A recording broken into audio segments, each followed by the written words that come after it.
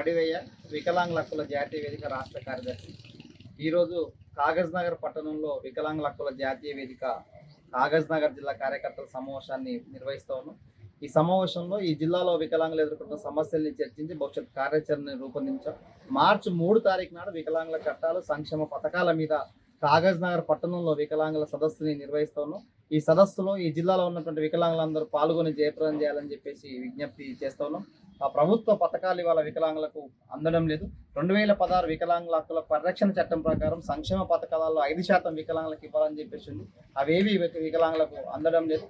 ఉద్యోగ నియామకాలలో 4% రిజర్వేషన్స్ గల వికలాంగులకు దక్కే పరిస్థితి కనిపించట్లేదు. సామూహిక ప్రాంతాలన్నీ అవరోధరహితంగా మార్చాలని చెప్పేసి 2016 చట్టంలో ఉన్నప్పటికీ ఎక్కడికి అవి అమల్లో కావడం లేదు. వాటన్నిటిని అమలు చేయాలని చెప్పేసి వాళ్ళ ప్రభుత్వాన్ని డిమాండ్ చేస్తున్నాం. వికలాంగుల చట్టాలు ఇవాళ అమలు చేయకపోవడం మూలంగా వికలాంగులకు రావాల్సినటువంటి రాయితీలు కానీ బెనిఫిట్స్ కానీ ఇవాళ అందనటువంటి పరిస్థితి కనిపిస్తోంది. అందుకే వెంటనే వాటన్నిటిని అమలు చేయడం కోసం రాష్ట్ర ప్రభుత్వం చర్యలు తీసుకోవాలి.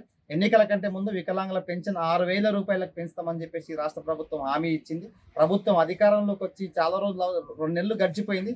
అయినా ఇప్పటిదాకా 6,000 పెన్షన్ పెంపుదల గురించి రాష్ట్ర ప్రభుత్వం మాట్లాడట్లేదు. జీవో నంబర్ 17ని తీసుకొచ్చేసి వికలాంగుల పెన్షన్లకు ఆసరా పెన్షన్లకు ఇవాళ ఆదాయ పరిమితిని పెట్టాలని చెప్పేసి రాష్ట్ర ప్రభుత్వం ఆలోచిస్తుందనేది వార్తలు వస్తూ ఉన్నాయి. ఆదాయ పరిమితి లేకుండా ఆసరా పెన్షన్లన్నీ వికలాంగులందరికీ ఇవ్వాలని చెప్పేసి ఇవాళ ఈ రాష్ట్ర ప్రభుత్వాన్ని డిమాండ్ చేస్తారు.